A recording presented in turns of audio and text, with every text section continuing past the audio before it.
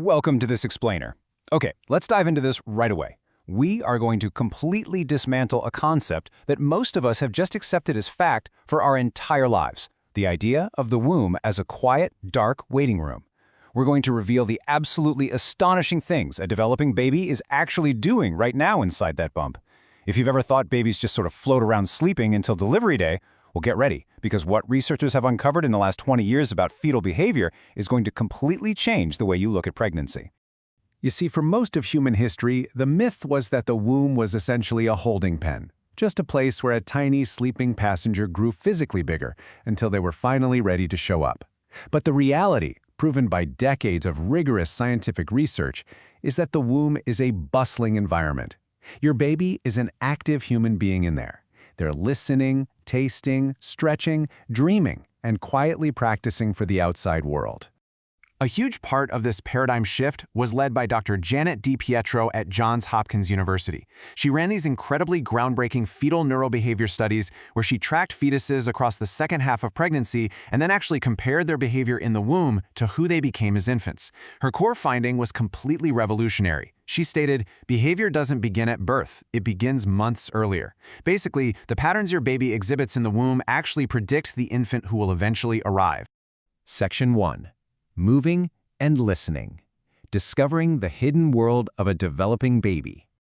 You might feel a few kicks or, some sharp jabs to the ribs, but you're actually only feeling about 10% of your baby's total movement.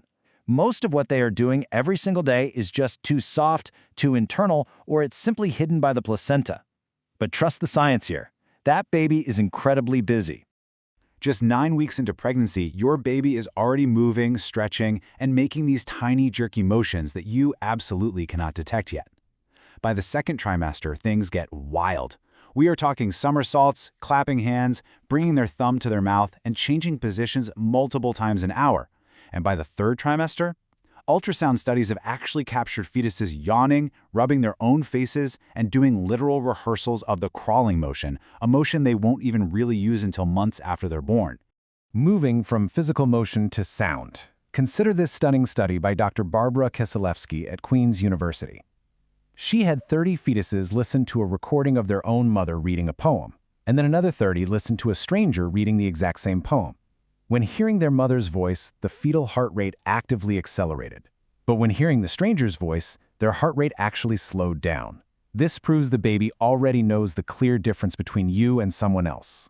Which brings us to a beautiful realization. Your voice is the most familiar sound in their entire universe. Think about it. Filtered right through your own body, your voice is heard by them hundreds of times a day. Before they ever see a single thing, your voice becomes their trusted world. This is exactly why within hours of being born, newborns in a crowded room will almost always turn their heads toward their mother's voice. They have literally been listening to you for months. Section 2. Tasting and sleeping. Building palates and establishing rhythms. Right around 20 weeks of pregnancy, a baby's taste buds are fully developed. From that point on, whatever flavors you eat, garlic, sweet, savory, bitter, pass directly through your bloodstream into the amniotic fluid. Your baby then naturally swallows that fluid. This means the cuisine of your culture and the exact foods you normally eat become part of your baby's palate weeks before they take their first breath. Now, if you're wondering if this really has a lasting impact, just look at the findings from this famous carrot study. Researchers tracked mothers who ate carrots regularly during pregnancy. Then, they waited until those babies were 6 months old and introduced them to carrots for the very first time. The result? These babies showed a clear, measurable preference for the flavor compared to babies whose mothers hadn't eaten carrots. They literally remembered the taste from the womb. But hey, while they are incredibly busy moving, listening, and tasting, by the third trimester, fetuses actually spend roughly 95% of their time asleep. But as we're about to see, this isn't just one long, simple nap. They're actually cycling through distinct, complex behavioral states. There's quiet sleep, characterized by a low heart rate. There's active sleep, where they have rapid eye movements and sudden bursts of motion. And yes, that means babies dream in the womb. And finally, they have brief awake states, where their heart rate stays steady and they're actively responding to the outside world. This is where Dr. DiPietro's research becomes almost eerie in its accuracy. The sleep cycles we just looked at are actually drafting their newborn temperament. She found that fetuses with irregular, chaotic sleep-wake patterns in the womb go on to be newborns who sleep poorly. Conversely, highly active fetuses tend to become more irritable infants. The rhythm your baby establishes inside you is, to a very real extent, the exact rhythm they are going to arrive with.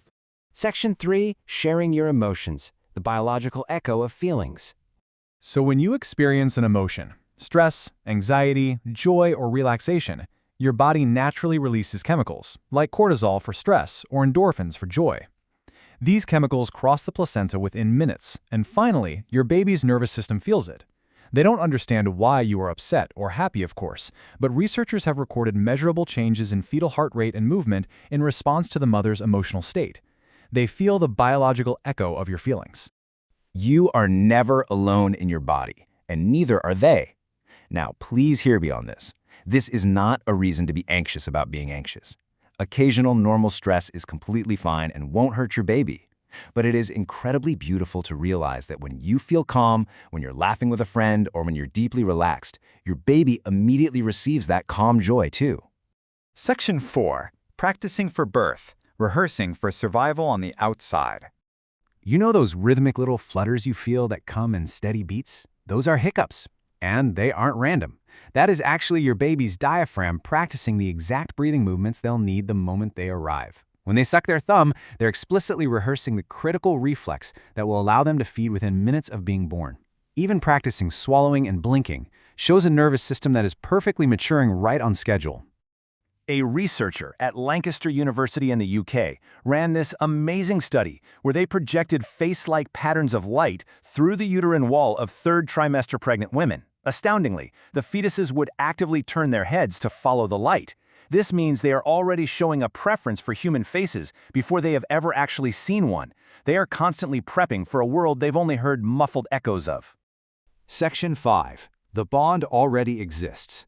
Redefining the timeline of parenthood.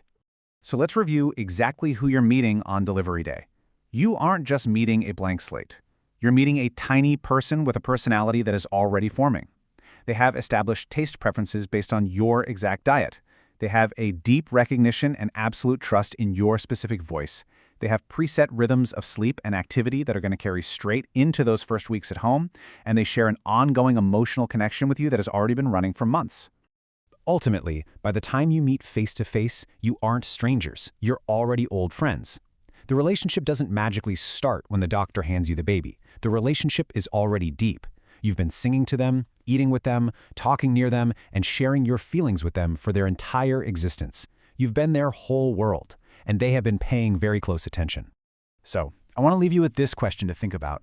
How does knowing your baby's already listening, tasting, and practicing change how you view your pregnancy bump? The next time you feel a small flutter, just pause and take it in. That's not just a baby growing. That is a busy, tiny person getting ready to meet you. Thanks for joining me on this explainer. Keep learning, and I'll see you next time.